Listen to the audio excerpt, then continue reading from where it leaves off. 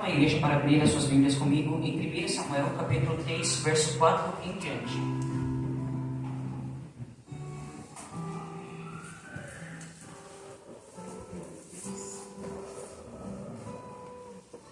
Quem achou, diga amém. Amém.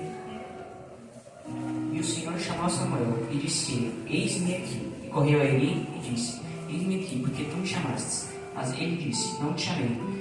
Torna a deitar-te. E foi e se deitou. E o Senhor tornou a chamar outra vez a Samuel. E Samuel se levantou e foi a Eli e disse: Eis-me aqui, porque tu me chamaste. Mas ele disse: Não te chamei eu, filho meu. Torna a deitar-te. Porém Samuel ainda não conhecia o Senhor, e ainda não lhe tinha sido manifestada a palavra do Senhor. O Senhor, pois, tornou a chamar Samuel terceira vez. E ele se levantou e foi a Eli e disse: Eis-me aqui, porque tu me chamaste. Então entendeu Eli que o Senhor chamava o jovem. Pelo que ele disse a Samuel: Vai te deitar, e há de ser que se te chamar, tirás, fala Senhor, porque o teu servo ouve. Então Samuel foi e se deitou no seu lugar. Então veio o Senhor e ali esteve, e chamou como das outras vezes: Samuel, Samuel.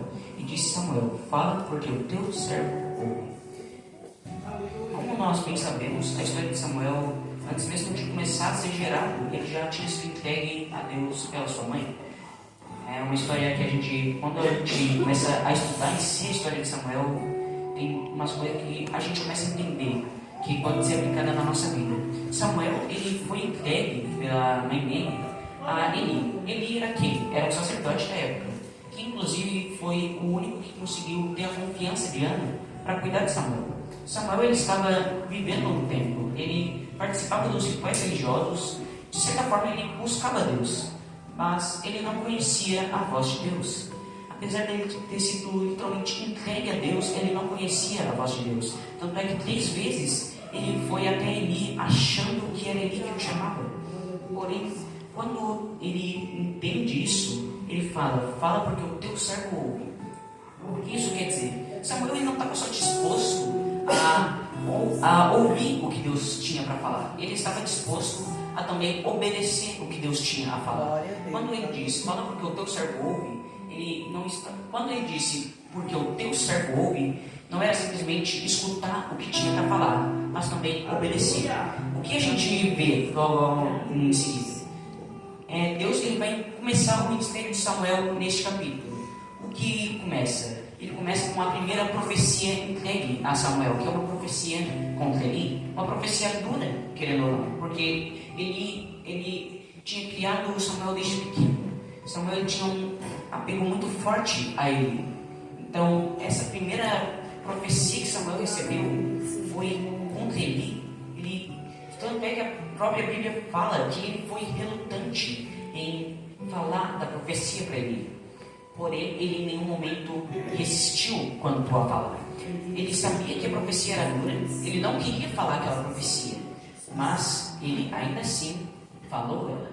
Ele sabia que aquilo doeria no coração de Eli, mas ele falou porque era o que Deus tinha para falar.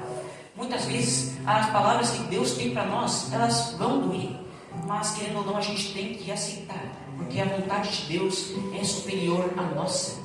A vontade de Deus não é a nossa e nunca vai ser. A vontade de Deus é perfeita, a nossa vontade é falha. É isso que Deus queria que a gente entendesse e quer que a gente entenda. E quantas vezes a gente está que nem Samuel, presos a rituais religiosos, mas não conhecendo a voz de Deus. Samuel, ele conhecia Deus, mas não conhecia a sua voz. Muitas vezes a gente diz que conhece Deus, mas não tem uma intimidade com Ele. A gente diz que é amigo de Deus, que a gente é filho de Deus, mas a gente não busca Ele de verdade. Ou você acha que buscar Deus é simplesmente tirar um tempo do teu dia para ler a Bíblia? Não, a gente tem que ter o discernimento do Espírito para ler isso. Porque em 2 Timóteo 3:16 vai falar: toda escritura é divinamente inspirada. Como algo que é divinamente inspirado, a gente vai conseguir ler de qualquer forma. Tiago vai escrever que da Bíblia não existem múltiplas interpretações. Então, como você quer interpretar da sua forma um livro que é literalmente escrito por Deus e que não tem múltiplas interpretações? Não existe uma interpretação própria da Bíblia. A única interpretação da Bíblia é a que o Espírito Santo entrega para nós. Amém. A Bíblia vai falar que Deus, ele não é filho do homem para que minta, nem homem para que se arrependa. Então, quando a gente entende isso, a gente sabe que Deus, ele não vai dar uma interpretação da Bíblia para uma pessoa e do mesmo texto dar uma interpretação completamente diferente para outra, porque não existem diferentes interpretações, somente uma. A Bíblia não é focada em interpretações diferentes. Não existe teologia de prosperidade na Bíblia. Não existe essas teologias aí que dizem se te faz feliz não é pecado. Isso é ideologia de Satanás. Isso não é ideologia dos homens. Em nenhum momento Deus, ele vai falar que se te faz feliz não é pecado. Pelo contrário, ele vai abominar o pecado em toda a Bíblia. A Bíblia tem uma ordenança: não pecarás. Porém, a gente pode desobedecer essa ordenança? Pode. Mas tem uma consequência caso você desobedeça essa ordenança. Qual é essa consequência? A morte. Paulo vai escrever: o preço do pecado é a morte. Amém. Você quer desobedecer? Pode desobedecer, pode fazer o que você quiser. Você tem um livre-arbítrio. A Bíblia inteira fala que você tem um livre-arbítrio. Mas também tem consequência daquilo que você faz. A Bíblia, ela vai falar inteiramente sobre o pecado. Jesus foi o homem que mais falou de inferno. Quando a gente deixa de pregar o que Jesus pregou, a gente deixa de pregar o verdadeiro evangelho. Jesus, ele foi o homem que mais pregou arrependimento, mais pregou renúncia e mais pregou inferno.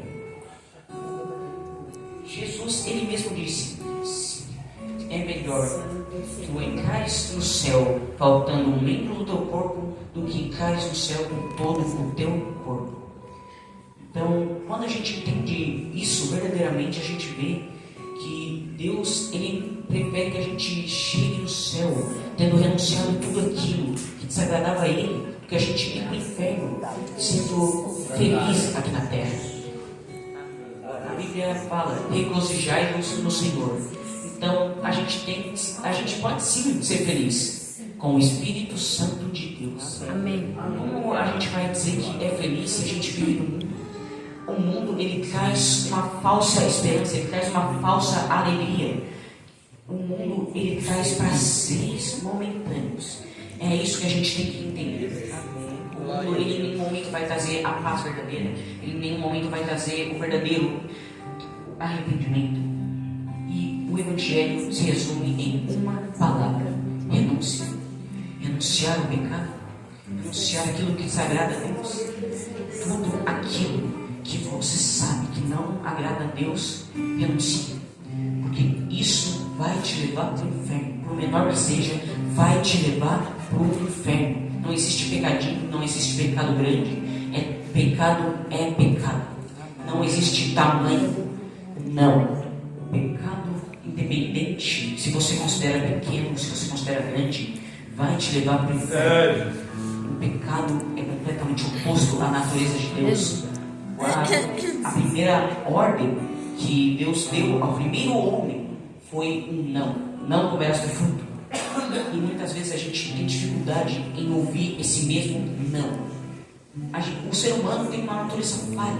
A gente não gosta de ouvir um não, principalmente vindo do próprio divino. Porém, a gente tem que entender que a vontade de Deus é melhor do que a nossa vontade. Amém. Glória a Deus. Aleluia, Jesus.